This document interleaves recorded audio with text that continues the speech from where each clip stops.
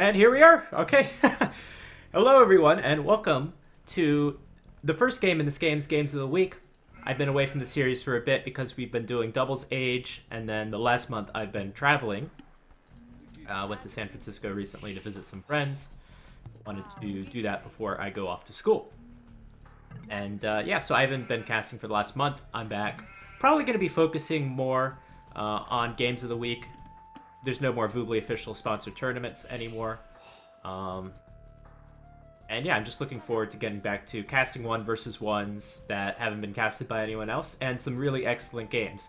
We do cast a lot of games with the tournaments. A lot of them are very excellent, and of course they have the hype of a tournament, being for cash prize, of course with aspiring experts. A lot of players that really need more recognition because it takes a long time to get up to 2K3, 2K4 rating. And not always do you have the chance to compete for a cash prize or recognition, so I think that was a very important thing. But I'd like to get a little bit more towards 1v1s now, and just casting some excellent games. And who better to cast than the two players that are at the top of the 1v1 ladder. Yes, I didn't misspoke. It's actually Dogao and MBL. MBL, that should be no surprise to anyone. Dogao's been at the top of the 1v1 ladder for quite some time. He's always performed well in tournaments. Always been very well respected and a very great player. But Dogao is fairly new to the top of the 1v1 ladder, at least in recent times. He's always been a strong player, but did take a bit of a hiatus, where he wasn't at like quite the top of the 1v1 ladder, but now he's in top form, and he performed really well in the Hidden Cup, where he defeated, I think he defeated Valise like 3-0, and then almost defeated Leary. I think doing like either like a 3-4 or a 2-3, or I think 2-3 against Leary in Hidden Cup. And he could have won that last game also. So he's super strong right now. And it's good to see such a top level player come back and really do as well as he's done. We have a Huns and Ethiopians war. Dogao playing as the Huns, and MBL playing as the Ethiopians. The Huns are typically one of the most well-respected civilizations on Arabia, because we used to watch a ton of Huns wars back in Age of Conqueror's days. They're still very good, and I expect to see either a Scout Rush or a Dark Age Rush Men-at-Arms kind of rush from the Huns, but with this forward gold, all these forward golds, I certainly expect to see a Scout Rush. It's a more aggressive build. Dogao might have the extra hit on that Scout, so MBL is going to come back. Actually trying to find as many resources as he can and then come back to his base to hopefully save a scout. So I expect to see a scout rush from the Huns player. From the Ethiopians, very much expected to see a Men-at-Arms rush. This gold is horrible for MBL, and that's what you don't want as an archer-reliant civilization. You're absolutely going to need a lot of gold for archers. Luckily, the Ethiopians do get 100 extra food and gold when they advance to the next age, so that'll help out their Men-at-Arms rush quite a bit, and maybe delay them a little bit towards getting towards that gold. Will be oh so important. But these maps are pretty horrendous. All the golds are forward, stones are forward. This should be a very, I would say, map control heavy kind of game. Very aggressive kind of game. And that's what I look forward to seeing. Where did I get this game, by the way? Nimino posts every week on AoE's, not every week, every month on AoE's own Games of the Month. This was one of the games that wasn't casted, and I don't believe anyone's casted it. And since it's a rec, I do like to go up to like 55 speed.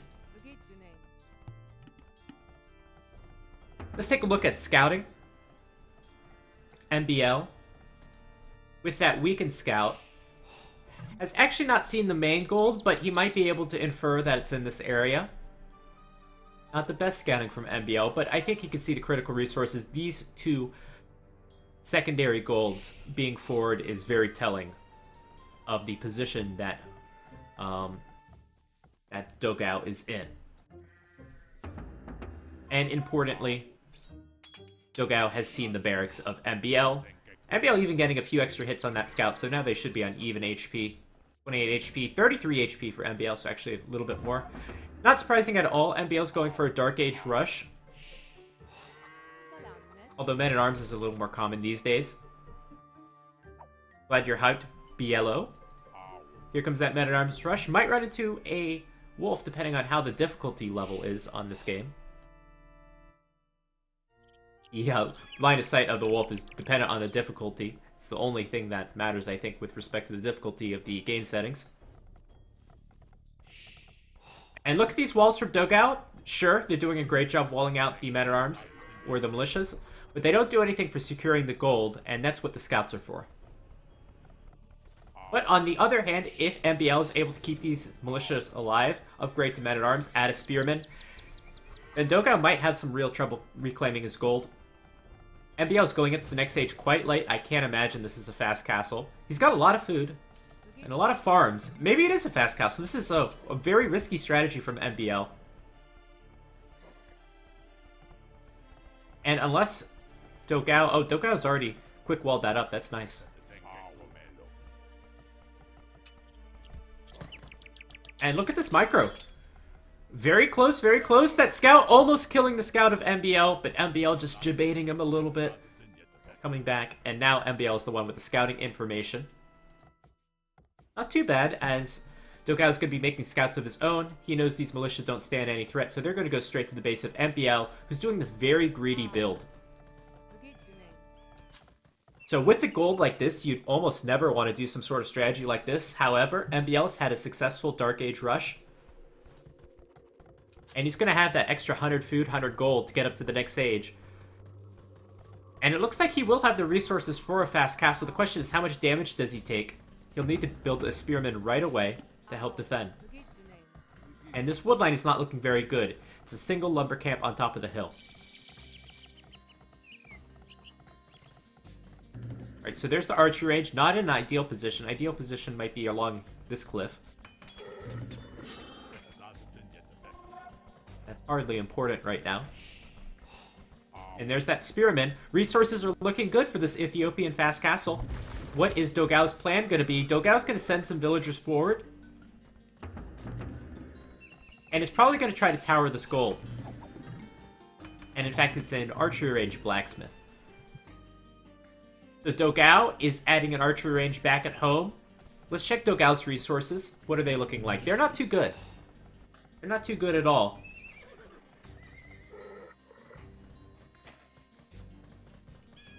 And it still might be worth it to upgrade to those men-at-arms. It's quite a bit of food, but with these villagers coming forward, that might be the game for MBL. And I was told this game was good. Maybe I was lied to. Maybe MBL is just going to get a successful fast castle and is going to close out this game.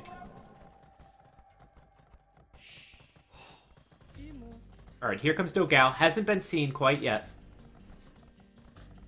Now, this is where a Ethiopian outpost would be very useful. Ethiopians get +3 line of sight. No, I think it's +3 line of sight on their towers only. Why it's not that outpost, also, I have no clue.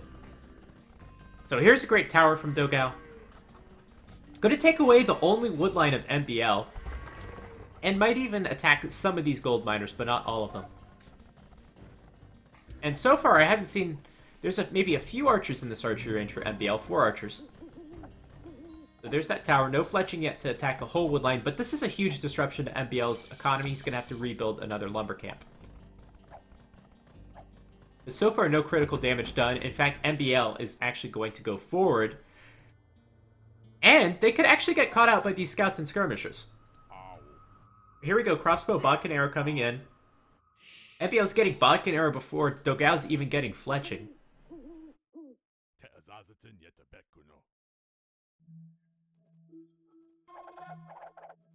And these crossbows can do a lot of damage. What Dogao should have, he should have the armor on his skirmishers. That'll help them to at least not die in one shot to the crossbows. Dogao has a lot of farms, so he could be up to the next stage shortly, but he's going to go for the counterattack. Going to kill at least a few villagers.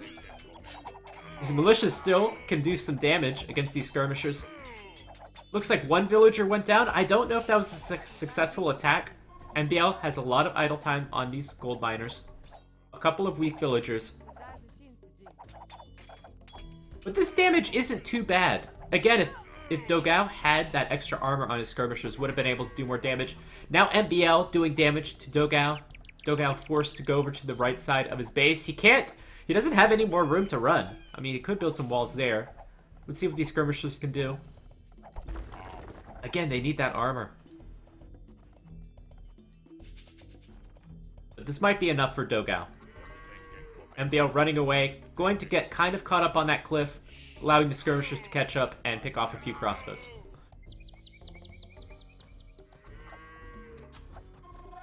So Dogao doing a relatively good defense, also doing some damage, keeping this game close.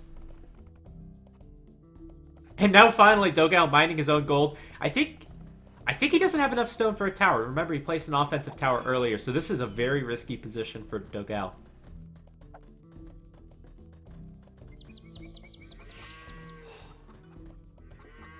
So Dogao's going to try to get the gold to get up to the next stage. Going to research wheelbarrow, which MBL still doesn't have. And Dogao's done a great job so far. He's found the army twice, picked off the army twice of MBL. But with so many skirmishers, this is leaving Dogao open to either a siege or a knight transition. MBL's playing as the Ethiopian, so he'll opt for siege, because his knights are not too strong. And MBL should take an economy advantage at some point. Not quite right now, as the villager discrepancy is pretty huge. Remember, Dogao, again, just researched wheelbarrow. So this build has been very hard on MBL's economy, especially with that raid and that tower. And here comes the skirmishers. Are we actually going to see some raiding with skirmishers? I am not so sure, because we have a mangonel coming in from behind. Villagers are going to try to trap these skirmishers, and skirmishers do not fare very well against mangonels. Let's see what happens to these guys. Now that would have been a great piece of palisade. Looks like Dogao's going to escape with most of them.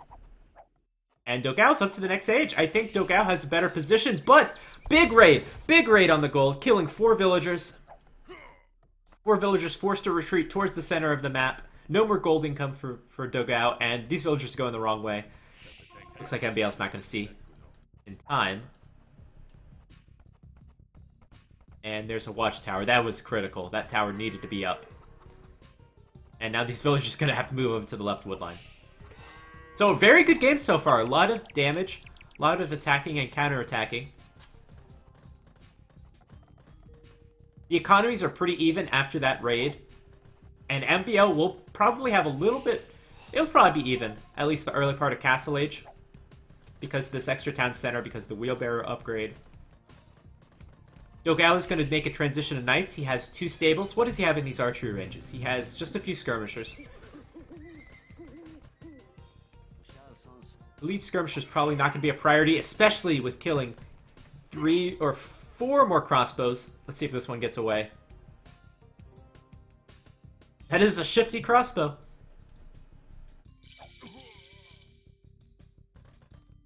I remember Tafel Soxy. I remember. I was here then. And here comes the knights from Dogao. Tower's going to go down. Elite skirmisher as well. But the tables have turned a little bit. MBL is now getting an economy advantage, while Dogao is going to actually have the military advantage. And this is opposite of what was happening the early part of this game. Dogao investing quite a bit into these knights. Knights require a lot of food, a lot of gold. But this is a very strong army, especially if Dogao can afford +2 armor on his knights. Of course, the Ethiopian crossbow are very strong in themselves. And let's see if MBL can be able to defend.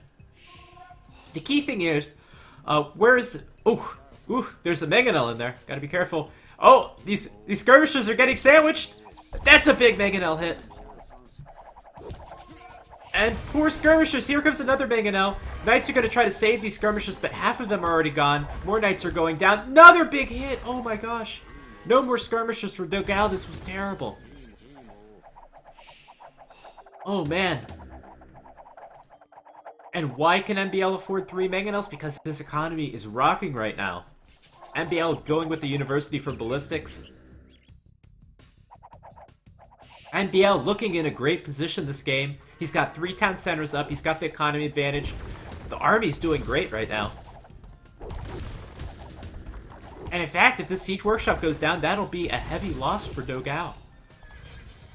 Dogao really relying on getting a few, maybe lucky Knight raids with his group of Knights. He's got to avoid those crossbows. Those crossbows are too damn strong. Back at home, Dogao going up with the second town center, but his economy is not looking super strong. And here comes those Knights. They're trying to find the right angle. But remember, MBL built these walls from earlier. I think it is open here. I'm pretty sure of that. But the crossbows are going to go right in there. And this is perfect timing from these crossbows. Look at that.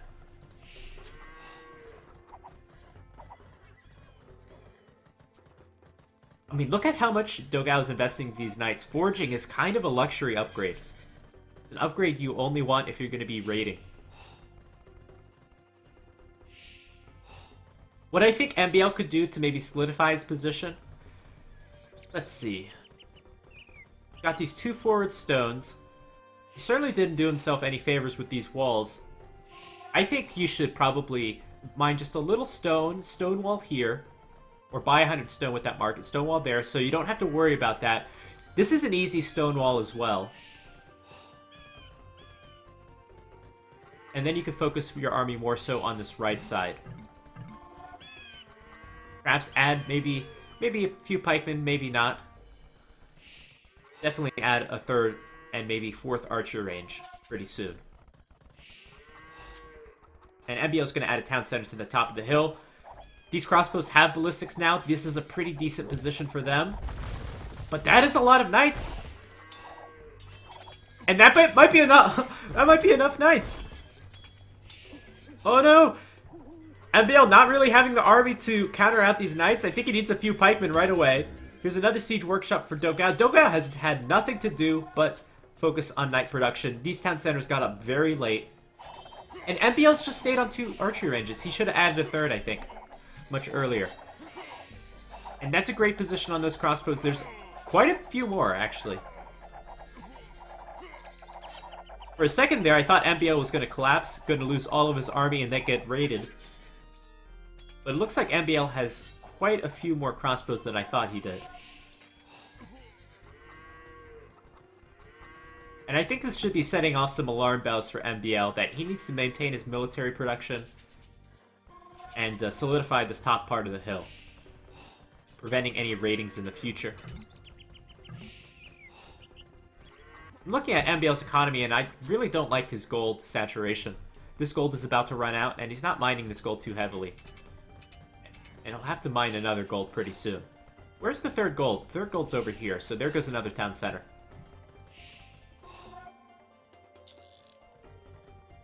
And the economy difference is not that big, surprisingly. And why it's not bigger, I'm not sure. I feel like MBL should have a lot more villagers than he has right now. Maybe a little bit of panic with that raiding.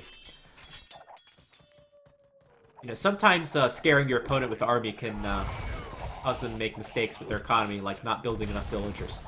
Or sometimes they feel scrunched up in their base, so the villagers just won't work as efficiently.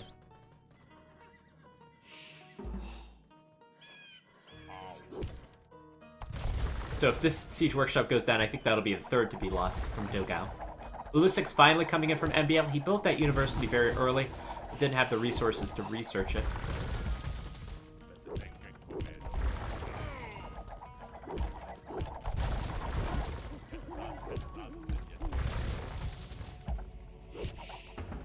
And MBL adding actually a 2nd barracks. Now MBL needs to make sure that these archery ranges continue to add archers.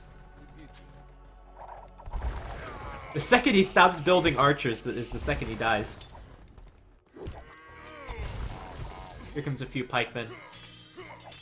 They are going to do some work.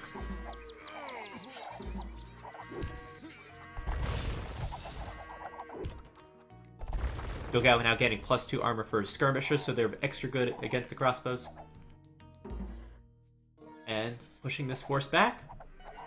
This is pretty close. The army value is pretty close. In a straight-up fight, it really could go either way. Looks like MBL is working himself towards a castle. That is quite a strain on his economy, having 10 or 15 villagers on stone. The castle will be very valuable, as it can lock down either this right side or this middle area of the base. This is kind of a reactive move from MBL. I think something that might have been a little easier would be a little stone wall and a little more army.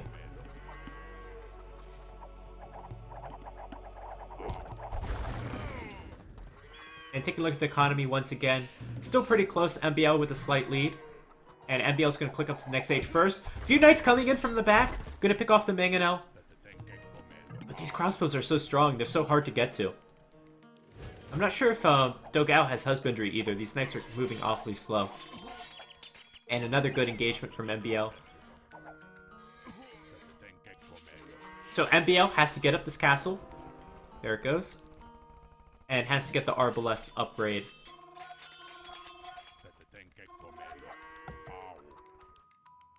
But look at how this game is going. We'll see Arbalest from MBL. Look at how many skirmishers Dogao has. The problem is the Ethiopians don't really have a great counter to the skirmishers. You could go Onager, but that's a heavy investment in a 1 versus 1.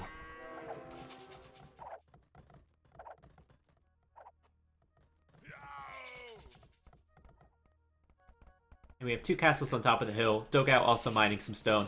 I don't know what really the point of this castle is. It's actually a really great position. It locks down this entire area. Might be a little early for that castle. Maybe not. This castle position is so excellent. This is one of the best castle positions I've seen. So these Arbalests will not want to go past this castle at all. Unless they're going to sneak by right through there. But even then, there's a tower here. Town center's a good position. We have a winner for the worst farm position. There's supposed to be a mill there, but there's no mill. And there's that Imperial Age upgrade. Now, what MBL should do, you should research Capram right away. Or get bombard cannons, or get trebuchets right away, because he needs to take out that castle. Oh, good mangonel hit.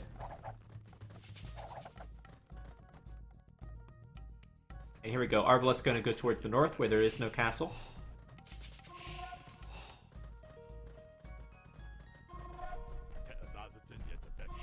Oh, mangonel pops out! Oh, big hit! That was definitely worth it. Look at how weak these Arbalests are now. Oh, another huge hit. Both mangonels paying for themselves. That's hard to do when you're going against Arbalests. Oh, poor monk. Arbalest's going to go for some raids. But the skirmishers could come back. Here comes the big group of skirmishers.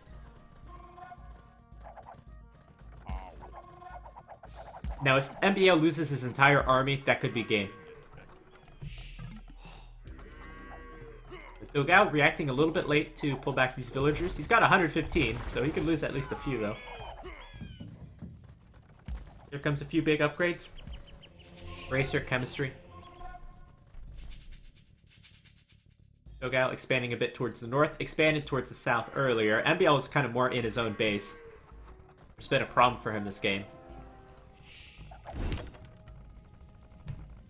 And any trebuchet coming out from Dogao, yeah. Trebuchet coming out. I'm not going to give up on this castle. These are Hun's trebuchets. They are more accurate. Really good in a treb war. And this is a great fight for Dogao. I don't know, I think this game is trending more and more towards Dogao. I think he's done a real great job with these skirmishers. He did lose a lot of them in the Castle Age, but the choice of skirmishers is so strong against the Ethiopians, and this is such a bad fight for MBL. MBL, why aren't you watching? MBL, run! Run away! Ooh, it's too late. MBL losing most of his army. Dogao researching now Cavalier. He's going to have a great mixed army of Cavalier and Skirmisher. And MBL not even getting Capram until right now.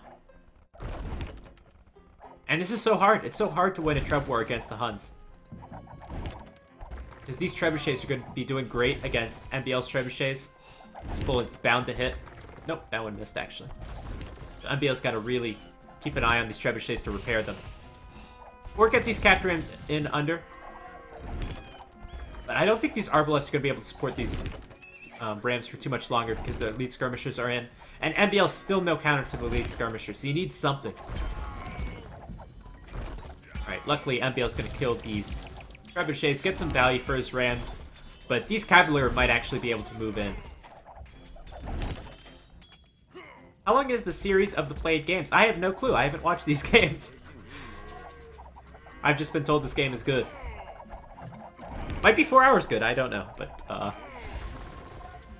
But castle going down from Dogao. I'll have one more game after this. I think it should last a good amount of time. Should be done around 13. Probably 15 GMT.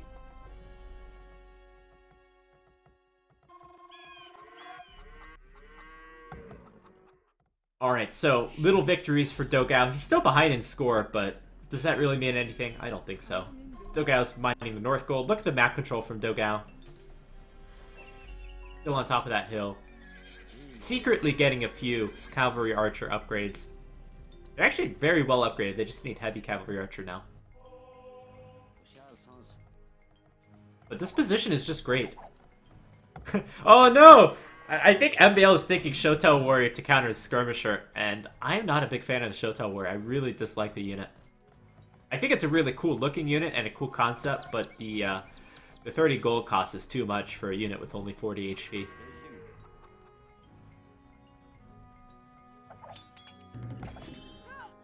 Another nice castle from MBL. Definitely needs to secure some of this map control. And these Cavalier are going to go ham. Actually, 3 castles for MBL. That's really going to help to help suppress this raiding. Shotel's going to kill off a few of these Cavalier as they run into the base. And what is this? This is 4 castles for MBL. That is a lot of castles. And those castles did a great job at suppressing that raiding. Just killed a ton of Cavalier. So that is keeping MBL into this game.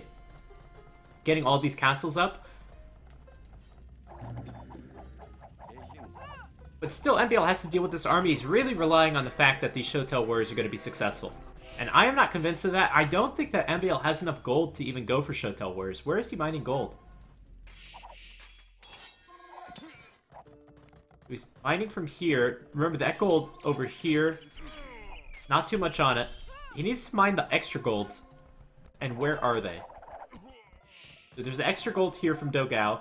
Dogao will eventually have control of this gold up there. So this is not a sustainable army for MBL. And MBL only has 1 relic.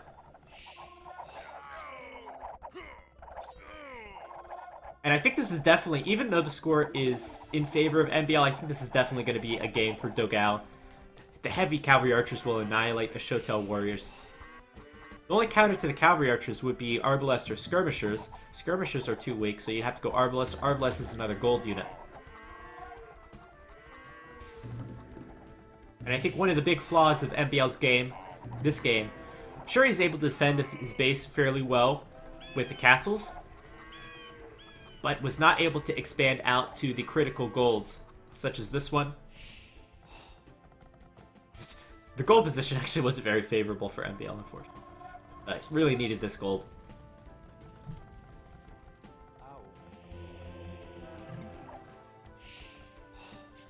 And now Dogao. Gonna buy some siege rams. And gonna try to make a push for these castles. And it might be enough. I don't see a lot of army value from MBL. A few Arbalest, a few pikemen. So certainly 1 castle's gonna go down. Where does this research and conscription?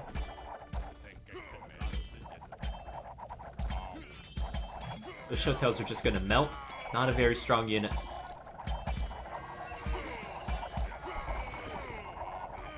These units just melt too quickly. And I think the Cavalry Archers should be able to clean this up. Of course, MBL does have the hill. Doesn't have the last armor on his archers, unfortunately, which would help out a lot. And here comes the Hussar. Any good news happening in the north? Yes! MBL is actually raiding quite a bit of Dogao's base. We'll see if this force is able to stay alive. This is not a very good raiding force. But it's good that MBL is counterattacking. Now MBL is behind in the score. Anything else going up at north? Not really.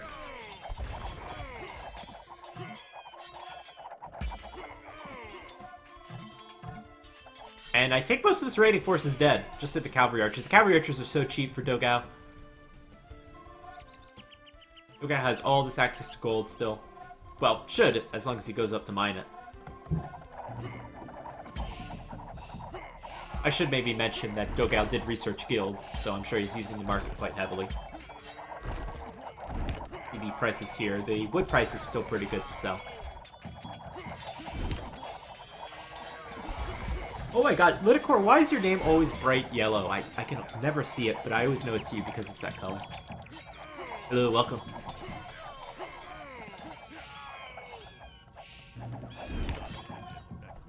And MBL, 400 gold in the bank. Getting gold from these two relics. I don't know how long this is going to last. Another sieger, I'm going to try to come in. And MBL's just stuck in the corner.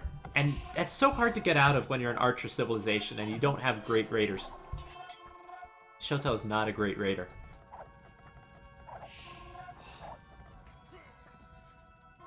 You never want to just be stuck in a corner but still be all open if you're an archer civilization. I think that was the major downfall of MBL in his gameplay this game. Of course, some of it was his map, but I don't think that going into castles and then going into Shotel warriors was the preferred strategy. I think maybe a heavier investment into crossbows would have been a better call. Yes, of course, this is a recording. Called Games of the Week. Not Games of Right Now.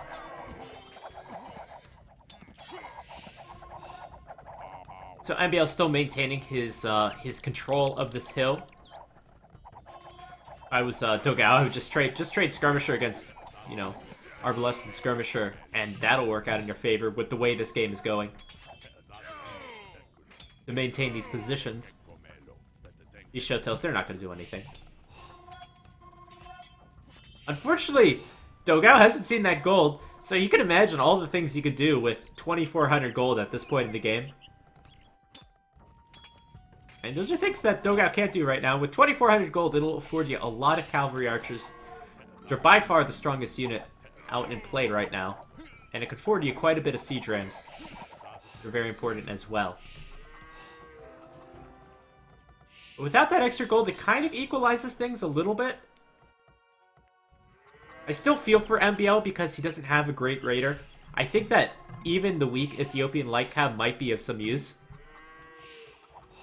Would be a good unit to add into this army composition.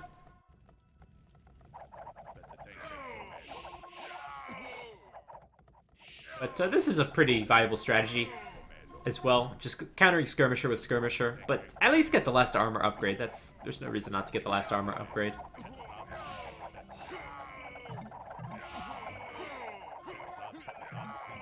Here comes a few siege rams. Another group of units coming in from Dogao. I don't see that from MBL. And now the siege rams come in, but it's a little too late. The skirmishers mostly died. Trash wars. I don't think this game's gonna last too much longer, to be quite honest. The trash quality is not very comparable between Huns and Ethiopians. Pretty one-sided. And finally, it looks like Dogao is pushing up this hill with a few siege rams. Here's a big raid coming in. And a stable even being placed here in the north side. Counter raid from MBL, but again, these Shotels are not going to last too long. I mean...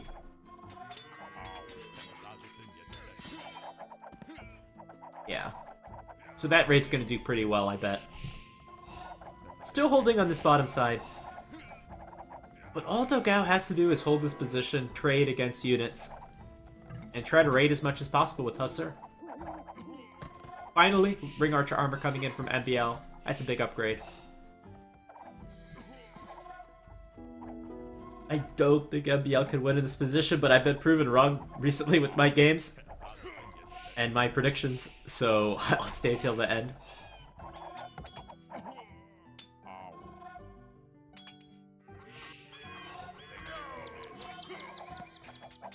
Look at how much movement we have across the map from Dogao. I just see units moving north, units moving south, even moving to the east.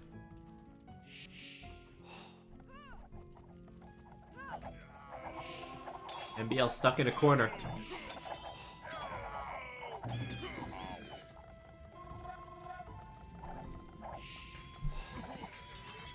And if MBL came back from this game, I would be very surprised. I can't say it'd be like the best comeback I've ever seen because I've seen some really good comebacks recently. But I would be very surprised. I would have to reevaluate my whole perspective on casting, let's put it that way. Alright, ton of Hus are coming down. I don't see any Haubs. Any Haubs at all for MBL, and there's the GG. Right as Dogao has to go get the phone. So, I think really good gameplay from Dogao. When MBL went for that greedy fast castle, Dogao did punish. Didn't kill MBL, but punished him enough. Was able to find the army of crossbows in the early castle age for MBL twice. And able to pick them off with skirmishers. Of course, Dogao did eventually lose the skirmishers to some big mangonel hits. But Dogao boomed his economy up well. The knights and skirmisher combination was very good. And then I think this might be a little bit of a weakness of the Ethiopians' gameplay. And certainly Dogao was aware of this. Dogao just made tons of skirmishers this game. Castle Age on.